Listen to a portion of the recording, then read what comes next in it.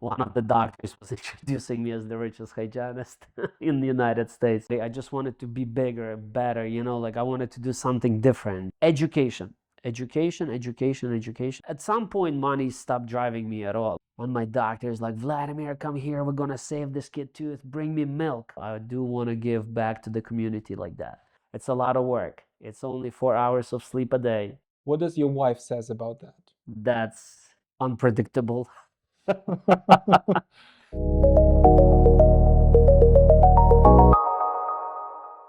Vlad, let's What's up? start by explaining our audience who you are. So, you've started your path in dentistry as a hygienist. Now you are the owner of growing DSO, dental service organization. You have also your construction company, other businesses probably that I'm not aware of. Could you explain how did you go from this A to Z, or let's say maybe A to C, because I don't know how Z will end up, right? And where it will end, the Z. Yeah, Z is by far not met yet. Yeah. Yeah, there's a lot of steps until Z, but we definitely got somewhere. Yeah, it's been a long path. Yeah, grew up in Ukraine. Yeah, I came to United States when I was 17. Uh, my parents took me to college straight away, and my sister, she took me back in Ukraine by my hand. She took my hand and she's like, "Let's go to college," right? Didn't expect to be in dental hygiene, to be honest with you, or in dentistry at all. Always wanted to be a medical doctor, but circumstances came that, we came as an immigrant. We didn't have finances, so we started our path into dentistry. That was close to medical field, and I just fell in love with that. And we ended up going to um, we went through a good path, right? I went to community college, finished that, finished my degree in dental hygiene, then went to University of Bridgeport, got my bachelor's degree. Now I'm working towards getting my doctorate degree, and hopefully that's gonna happen sometime soon. I did 5 years as a hygienist, working for a private practice with one doctor who was my mentor, Dr. Mohammed Warshana, and he basically mentored me everything that I know clinically. Uh, Great clinician. So that doctor did give me my first job as a hygienist. It took me 6 months to find a job as a male hygienist. That was quite an interesting experience. And then once he gave me a job and he started training me, he was the one who actually pushed me that route. He said, "You would be a great business owner. You know what you're doing," and then I started the DSO. You said that it took time before you got a job as a male hygienist. It Yes, was uncommon at that time. yes, it's a female-dominated field, and there is very small percentage of men in the field, which I encourage men to get into, like as a beginning dental career. I think it's great personally. Um, and After that, yeah, I mean, but there is like with my personality, I just wanted to be bigger, better, like I wanted to do something different, right? Once I got into business side of dentistry, I fell in love with that. I just love the whole process of billing, dealing with patients, treatment plans, presenting, explaining patients, educating patients, what needs to be done, and building the relationships with patients at the end of the day, right? At that moment, after 5 years of practicing, I started switching slowly into the business side. Um, I went to billing courses, management courses, and started developing my business path. Mhm. Once I did that, I wanted to get into owning the business of like dental business, and that started like totally different journey for me. This interview will watch a lot of professionals. how would you encourage them to go the path you went? I mean, as a hygienist and now becoming the owner of the DSO. Let's start with the financial side, probably. So you said you started making about like 100 something thousand dollars a year, and now you have a couple of millions, right? So the financial structure, right? Okay, so let's go to business part, Mm-hmm. right? Um, the hardest part of this business is to make a financial decision. Are you ready to make the move? Like, are you ready to quit everything and just be different and go different path? This is the hardest thing that you have to learn how to do in your life, and that's what we do on everyday basis, right? This is how you will change, how you want to change your future, and that's what I decided, right? Yes, I started when I was making, under six figures salary as a hygienist. uh, that was good for the moment when I needed that. Then the kids came. Then I'm like, wait a second, I need more money, right? So I'm like, okay, how do we make more money? And that's when I started thinking, how do we make more money? The DSO was the solution of me becoming something bigger than that. And because I knew that it's going to take me a while to get into the dental school. I knew it's going to, or maybe I'm never going to get into the dental school because I was the main provider in the family, right? So yes, now after 13 years in DSO structure, I went from five figures to six figures to Mm-hmm. seven figures, right? And now we are approaching eight figures. Mm-hmm. So this is the numbers, that's the growth that I went through, and this is not an easy growth. It's a lot of work. It's only 4 hours of sleep a day. Once I hit certain level and I was in a doctor's circle, one of the doctors was introducing me as the richest hygienist in the United States. Um, but I take a pride of it in that. I take a huge pride in being a hygienist and doing what I'm doing. And What drives you besides the money? oh, at some point, money stopped driving me at all. Like, period. Now it's just the growth. It's changing people's life around me, growing something great, leading people. This is my goal right now: leading people, building the successful structure, providing services to patients, like, and we work with low income patients as well as PPOs and fee for service. And but that's what we do. We service people, and this is my passion. I love changing people lives with their smile. When they smile, you're a different person. Do you remember the first dentist you helped as a businessman? So when you Yeah. pivoted from being like clinician hygienist to being the businessman. Good question. So my very first client was right after I experienced my first. I got into this partnership with a doctor that kind of didn't work out very well, but it did teach me great lessons that kind of served as a base for my future company. And then when I opened my dental management organization, my first client was the client that filed bankruptcy, and she was based in Maryland. When I came and met her in person, it was Sunday morning. That's after having a conversation with her Saturday night with her husband over the phone, and they explained me what the situation is. We met on Sunday morning in their office, and she told me that she is going to sign the bankruptcy on Monday morning, which we did go together to the lawyer, to her attorney, and we ripped the paper, and we said we're gonna try it one more time. And yeah, we did six figures in a couple months, and then we did seven figures by the end of the year. What took you to that?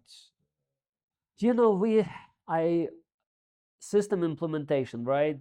People get used to certain patterns in business, And when you implement a different pattern, the right pattern, or you start bringing the different system or different structure into the business that doctors do not know, because some doctors are set on their own patterns. So it's not just doctors, it's most of the businessmen. Sometimes they're getting stuck. They're getting stuck because they get used to this certain pattern or certain business structure. So that's what I did. I changed the structure of the business. First thing that we did with that pattern, when I'm talking about, let's say in her particular case, she never had a hygienist. She tried to be a hygienist and a doctor in the same time. And then she wanted to be a micromanager in business, right? You cannot do that if you want to be all in one. You doctors have to, as a business owner, not just doctors, I'm sorry, you cannot be everything in your business. You should know everything, but it doesn't mean you have to do everything, right? You have to know your specific role in the business. If you're the doctor and you're the owner, you have to treat patients. That's it. You can know the numbers at the end of the day, but don't try to be micromanager and look what those numbers mean. Check every penny, check everything. You have people that are answering to you at the end of the day. So you have to find the right people. That staff is the most important thing, right? So if we did what we did first for her, I brought an office manager. That was number one. I brought the person who at the beginning she was answering calls, interacting first, who interacted with the patients, the one who presented the treatment plan, the one who closed the deal. I was a hygienist. I was treating patients as a hygienist. She was a doctor. So that was three different people doing their job. When that pattern was worked out very well, we hired a hygienist. I stepped away and I started doing management work. So I started being at the front more with my office manager. So we shared the roles because we already had people working in the back on the clinical side. So we brought assistants, lead assistants, regular assistant, who we are growing into the lead assistant as well, right? So they know exactly what to do. We had trainings every day. We have huddles every day. We knew everything was going on in the office every single day. We knew every single patient, what's happening with every single patient. At the end of the month, we analyzed the whole business, and I tried to guide my doctor to be mostly on a clinical side.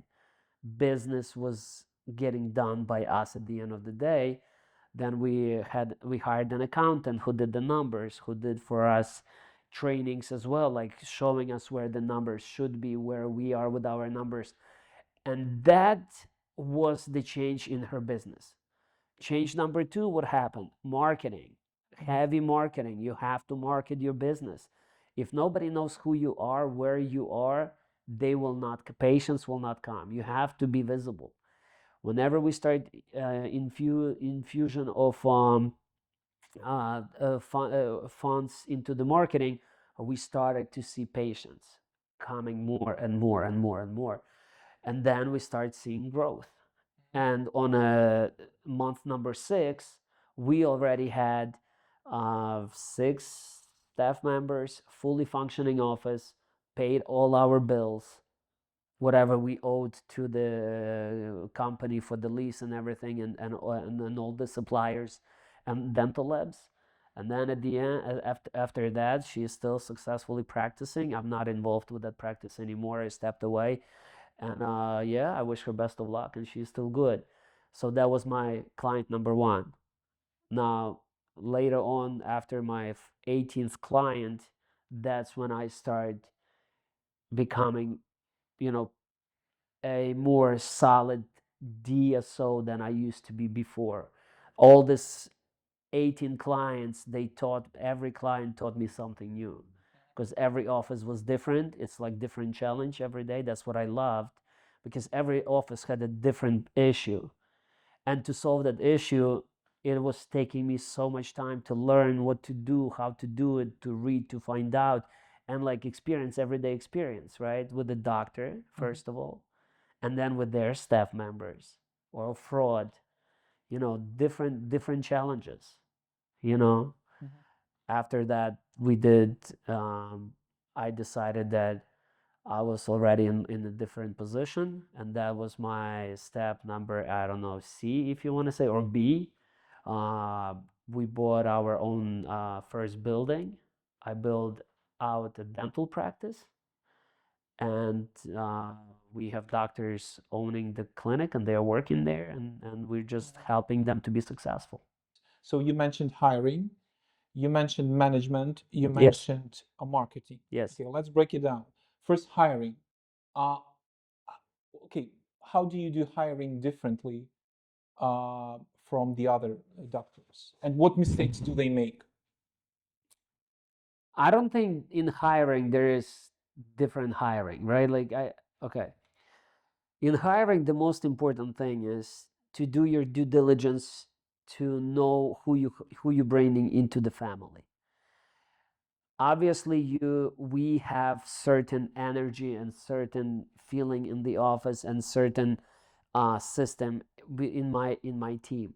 So whenever we bring a new member, we Mhm. can right away tell that energy either with us on the same level or it's unbalancing us, right?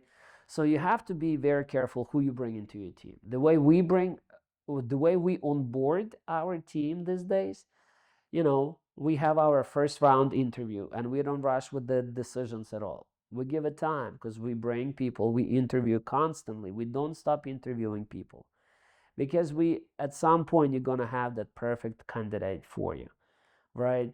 What do we want to see? We want to see that the person loves dentistry, that they're passionate about it.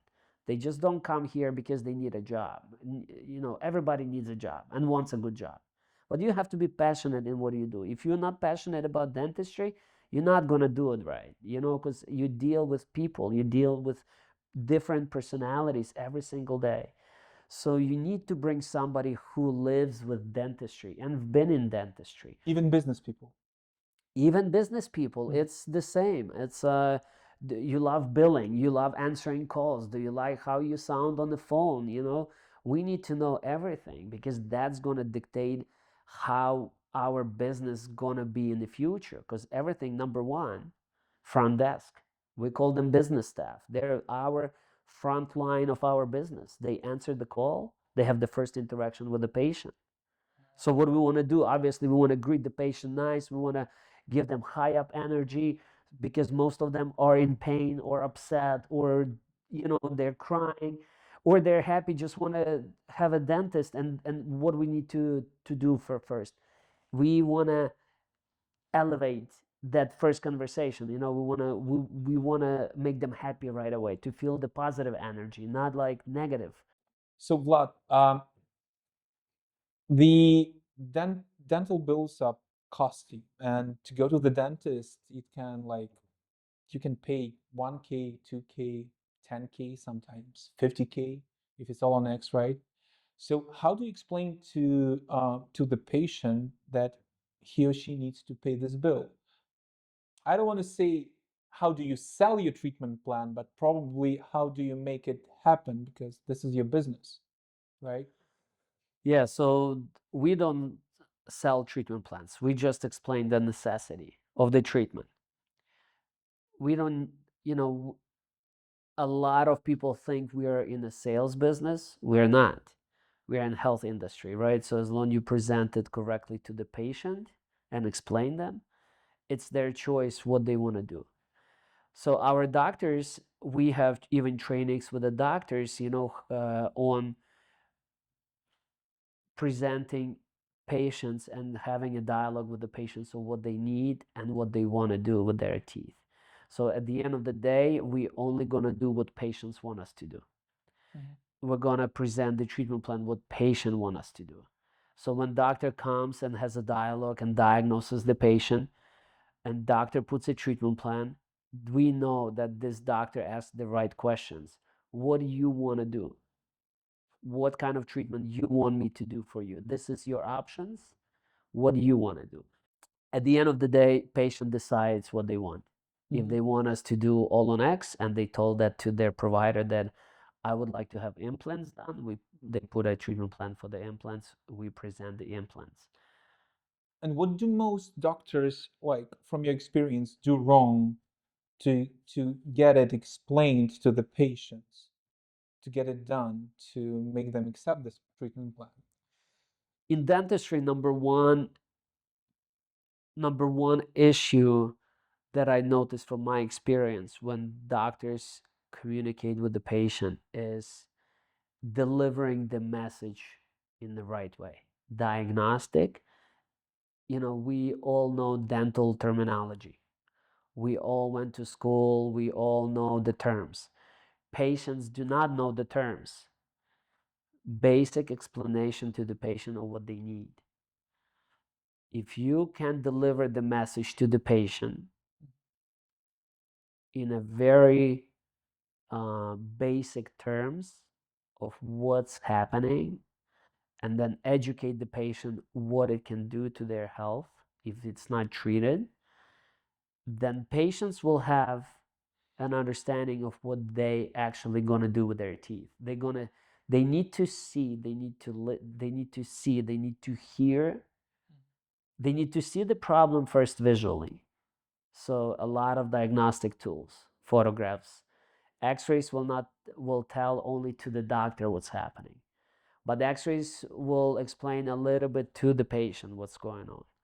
But if you do a clinical picture in their mouth and show them that will explain everything. They're going to see that, oh, wow, there are certain things you cannot see on the photograph. You have to show it on the x-ray. Harder to explain to the patient because they do not know dentistry. So they do not know how to read x-rays. They don't know, not know, understand. But education, education, education, education, and then message, then delivering the right message. When doctor starts interaction with the patient, it's good to know the story of the patient. Where are they coming from? What did they do all their life? What was the dental care back in the day? Who was treating them? Do they have any history? Did they bring any history with them? So they can compare something to existing moment to now. This is, you have to get into their past a little bit. Then you have to explain the present, what's happening right now in their mouth, like in their health. Once you're going to present them what's happening right now, then you can talk to them about their future, what you can do for them in the future. And if you explain it right and deliver the message right, and you give patient the option, then patient has a lot of trust in you because you went to their past, you show them the present, and you explain them what's going to be the future like.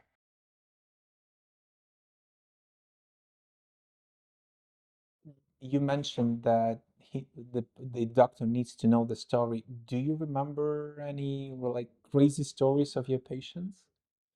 Oh, I had a lot of stories in our lifetime, man. I do remember a story.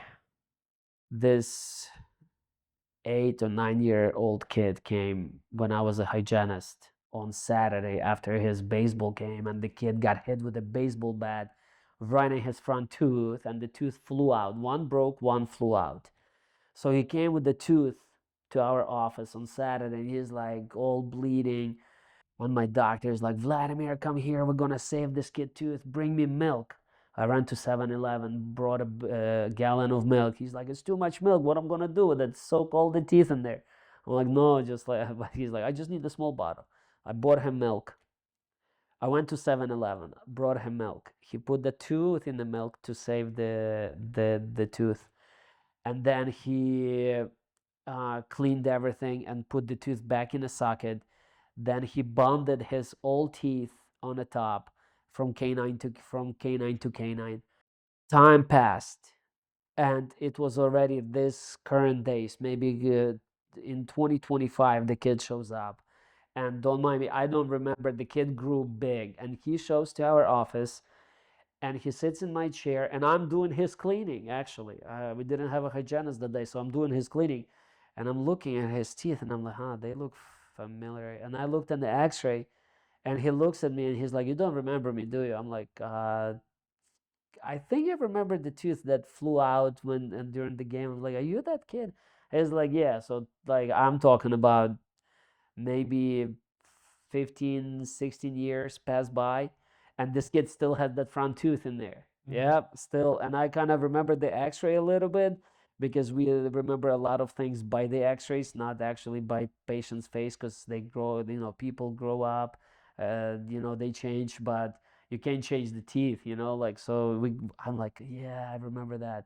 Kid was happy. He was like, oh wow. I'm like, yeah, time, story. Okay, well, Yeah. let's get back to some business questions. Uh, Many dentistries, the dental offices, they struggle with no show. And yeah, you still need to pay to your staff, right? You're losing your money basically. What do you do in this case? How do you fill up your schedule? No show is definitely one of the biggest struggles in the business. The biggest struggle in the business. You cannot make patients come to their appointment. We are not the happiest place where patients run to, because they always anticipate pain. They connect dentistry and pain like it comes hand in hand. Uh, we work very um, collaboratively with our team to have a ASAP list that we call if patients doesn't show up. We also try to make sure that we are in such a good relationships with patients to avoid this no-show, so people are comfortable. So there's three reasons why patients don't come. The first is the fear of pain. They don't like it. They don't. If patient is not in pain, he's not gonna come for the treatment. They're gonna wait until they're in pain.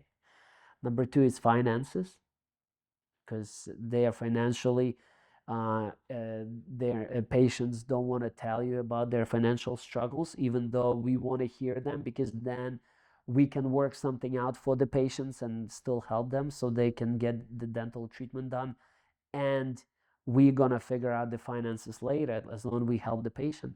The third problem of why patients do not come back is that they didn't trust enough their provider from that first interaction that we were talking about before.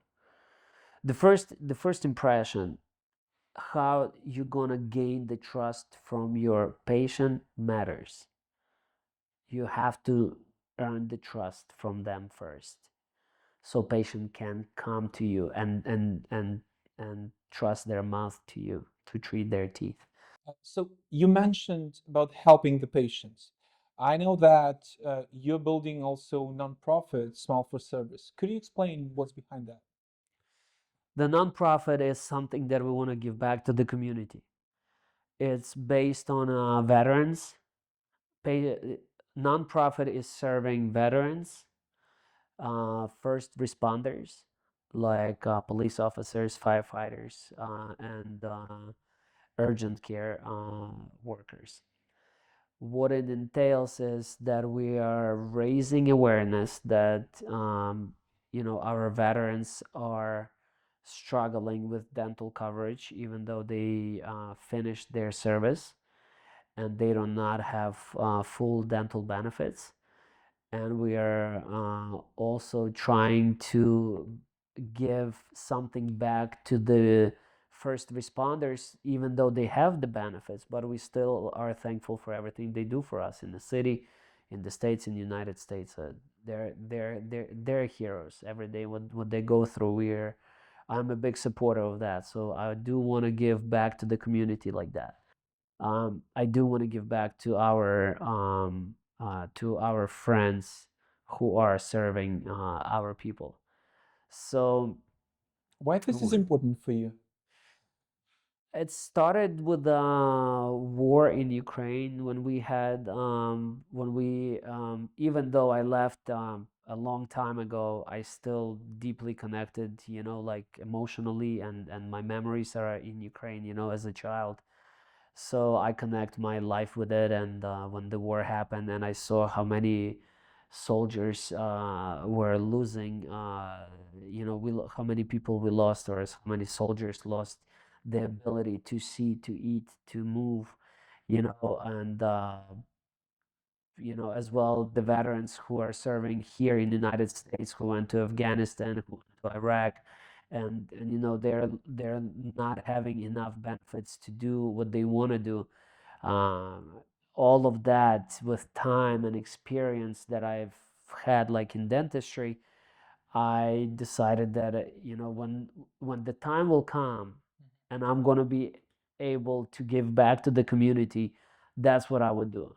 I would give back to veterans. You mentioned the community, so it's going to be only local, right?